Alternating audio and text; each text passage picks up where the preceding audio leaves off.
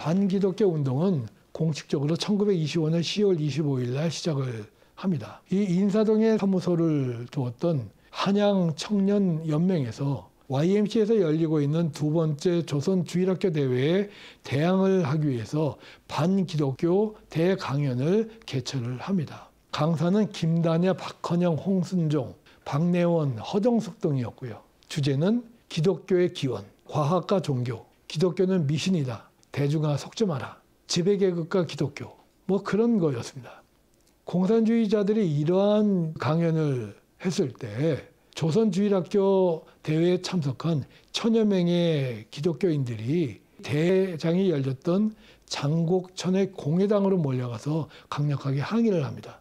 여기서 난투극이 벌어졌고요. 소란한 사태를 진정시키려고 일본의 경찰들이 활동을 합니다. 공산주의자들에게 이런 모습은 좋은 빌미가 되죠. 한국 기독교와 일본이 밀착되어 있다. 그렇게 선전을 시작합니다. 그리고 이것을 계기로 해서 본격적으로 반기독교 운동에 나섭니다.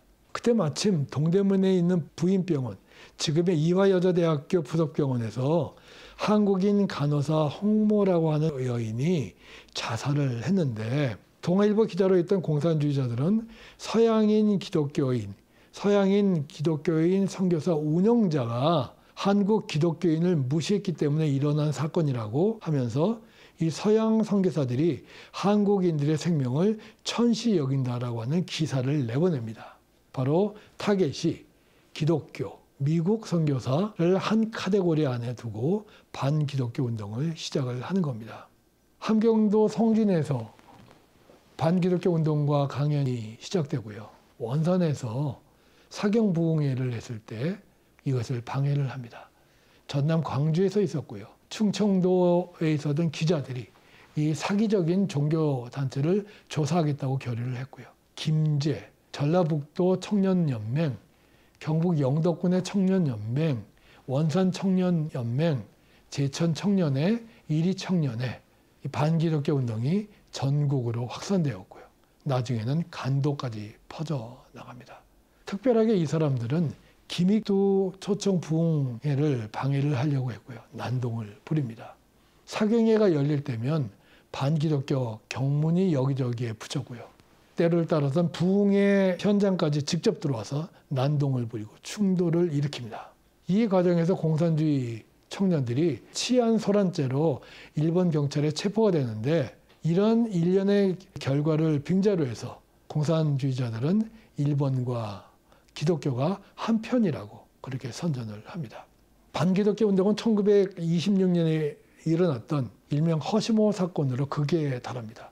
안식교 선교사로 1925년에 내한했던 헤이스머라고 하는 사람이 과수원을 운영했는데, 그 과수원에 몰래 들어와서 사과를 따먹었던 12살 된 김명섭이라고 하는 아이, 그 두 뺨에 이 선교사가 염산으로 도적이라고 하는 글자를 새겨 넣었는데, 이 사건이 1년이 지나서 평남 순안에 있던 일본인 검사에게 발각이 됐고요. 헤이스머가 입건이 되면서 이 세상에 알려집니다.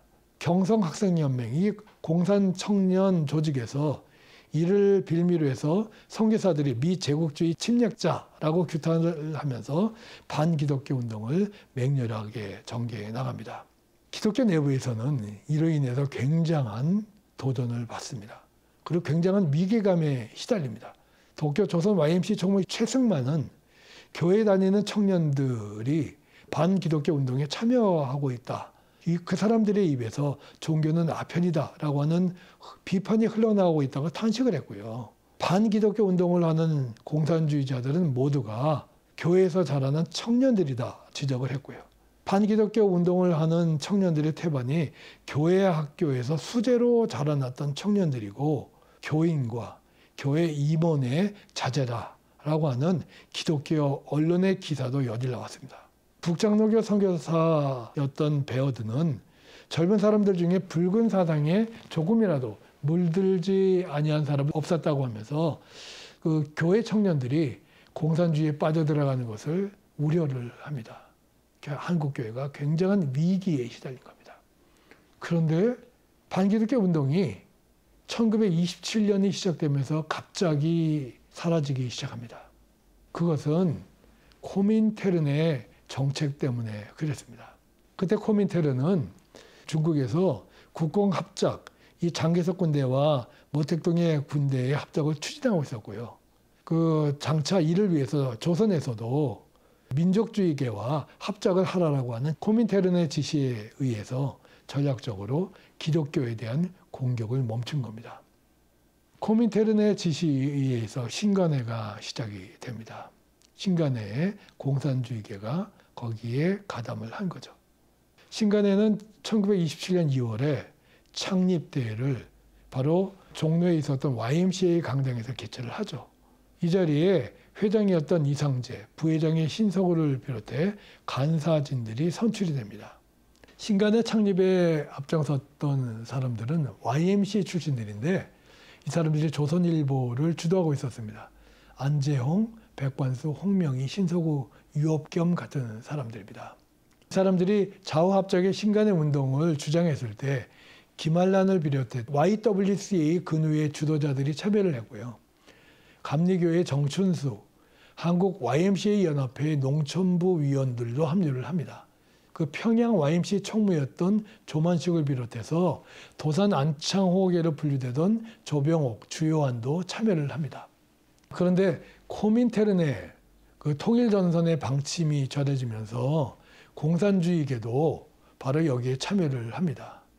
신간에 참여하는 모든 공산주의계는 코민테른의 전략과 지시에 따른 것이었습니다. 1925년 조봉암과 조동호가 모스크바에 갔을 때 코민테른 간부들이 바로 중서 부르주아와 결합해서 민족해방투쟁을 전개하라고 지시했기 때문에 그랬습니다. 이상재나 신석우가 이끄는 이 신간회를 주도했던 초기 인물들은 그 사회주의 계열에 대해서 이질감은 있었지만 혐오감을 갖고 있지는 않았습니다. 내부에 이대위나 김창재 등과 같이 기독교 사회주의를 표방하던 인물들이 포진하고 있었고요. 안재홍의 강력한 제안도 있었기 때문에 그랬습니다. 그때 기독교 언론에서도 진정한 사회주의는 기독교인이 아니더라도 그 사람들을 기독교인과 동일하게 간주겠다라고 하면서 공산주의와의 연대를 적극 권하고 있었습니다.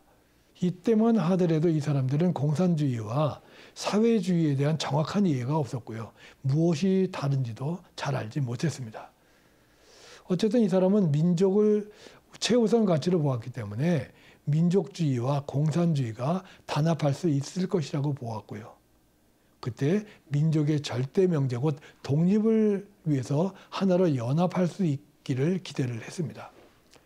상해 임시정부의 이해를 따른 것이죠. 그런데 신간회는 실패로 결말이 납니다. 기독교 민족주의자들은 자신들의 판단이 오판이었다라고 하는 것을 확인을 했죠.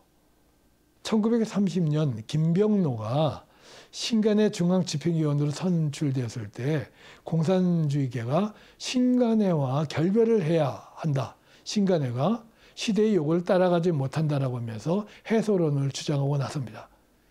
각 지회에 있었던 신간회에 참여했던 공산주의계들도 하나같이 동조를 하고 나섭니다.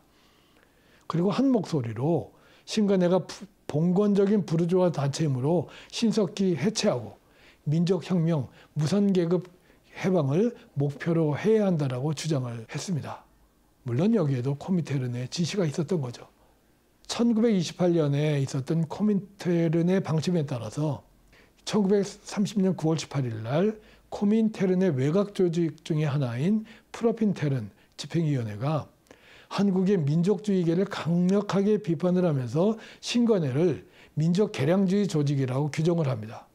일명 1930년에 9월 태제라고 불리우는 바로 이 코민테른 외곽 조직의 결의에 따라서 국내에 있던 한국에 있던 공산주의자들이 격동을 했고요.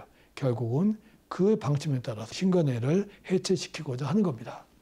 한국 역사에서 좌우합작 정당운동 그 실험은 공산주의자들의 일방적인 결정에 의해서 실패로 끝이 납니다. 기독교 민족주의계는 기독교와 공산주의 간의 협력과 합작이 불가능하다는 것을 확인했습니다. 이상재가 지적했던 것처럼 이들 공산주의자들에게는 사상적인 목표와 전략적인 접근만 있었을 뿐 민족이라고 하는 개념이 없었기 때문에 그랬습니다. 광복 후에 조병옥은 공산주의자들을 가리켜서 사탄과 같은 존재라고 규정을 합니다. 공산주의가 법과 질서를 존중하지 않고 사료와 판단력이 약한 청소년층과 천진무지한 노동자 농민을 선동과 모력을 동원해서 파괴와 살상을 일삼는다고 강하게 비판을 합니다. 조병옥은 공산주의의 어떠한 타협이나 합작이 있을 수 없다고 강력하게 주장을 합니다. 조금 전에 말씀드린 대로 조병옥은 신간회를 주도했던 인물입니다. 이때의 경험이 바로 공산주의를 혐오하게 된 거죠. 1923년에 만주에서 기독교가 일본과 동맹관계에 있다라고 하면서 선교사로 파송되었던 감리교 목사가 생명을 잃을 뻔합니다. 바로 공산당 조직에게.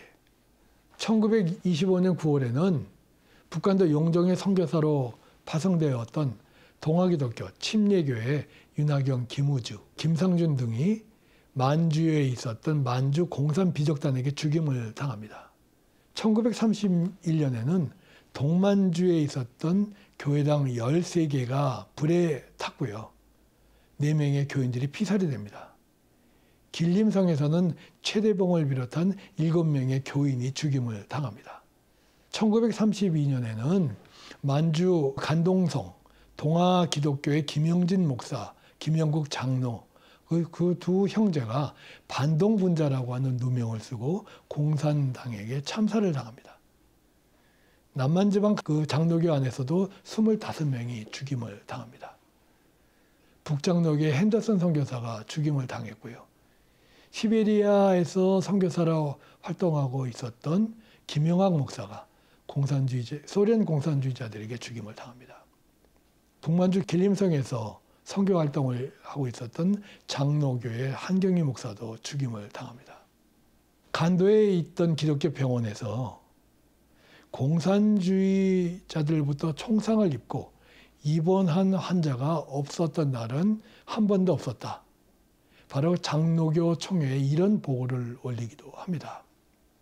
1936년 장로교 총회가 송창근 목사에게 바로 북만주에서 있었던 공산주의자들로부터 겪은 피해를 조사하라고 지시를 내립니다. 여기에 조금 전에 있었던 그러한 내용들은 바로 송창근 목사의 보고 내용이 있습니다. 이 보고 내용을 들은 김인선은 이러한 글을 남깁니다. 북만교회는 순교의 피로 쌓은 교회입니다.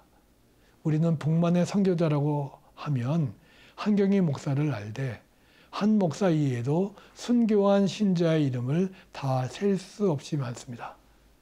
잔악을 극한 공산당에게 몽치를 맞아 죽은 선교자, 정수리에 못 박혀 죽은 순교자, 머리 가죽을 벗겨 죽임당한 순교자, 말 못할 학살을 당한 여순교자 몇백에 달한다고 합니다. 죽임을 당하지 아니하였어도 김현전 목사와 같이 공산당에게 살을 찢어내는 핍박을 당하는 등 여러 번 사경을 출입하는 이가 많습니다. 예배당은 공비의 습격을 입어 마루를 깔지 못하여 토막나무에 걸쳐 앉고 강단을 세우지 못하여 겨섬 위에 설교를 하고 성경과 찬송가를 빼앗기고 교인 중 태반이나 찬송가를 외우고 부르고 있습니다. 공산주의자들에게 기독교는 제국주의의 옹호자였고요. 노동계급의 발흥을 막는 방어자였습니다. 정신적 마취를 가져오는 아편장사였죠. 공산주의자들은 기독교를 향해서 가상적인 대상을 설정하고 그에 대한 존승과 찬미의 신념으로 설립되는 것이라고 주장을 합니다.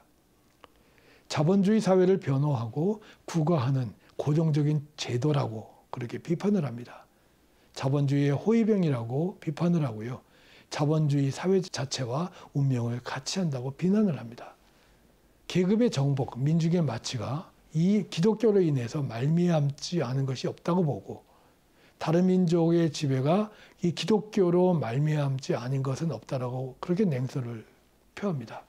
공산주의자들은 증오심으로 기독교를 대했고요. 잔인하게 공격했습니다. 한국 기독교가 공산주의를 거부하는 것은 단순히 유물론을 주장하는 사상적 이유뿐만이 아니라 바로 역사적인 경험 때문에 그랬습니다. 초기 사회주의와 공산주의에 대해서 이대휘를 비롯한 YMCA계의 지식인들은 일정 부분 긍정적으로 대했습니다. 그렇지만 1930년서부터 이들은 공산주의를 외면합니다. 이러한 상황을 실제로 보았기 때문에 그랬습니다. 1930년 배민수도 장로교 농촌운동의 핵심으로 삼았습니다. 1932년 감리교와 장로교로 구성된 조선예수교연합공회에도 바로 그 공산주의를 반대한다라고 하는 것을 분명히 내세웁니다. 1930년대가 되면서 한국 기독교계가 이 등을 돌렸던 거죠. 바로 이 역사적 경험 때문에 그랬습니다.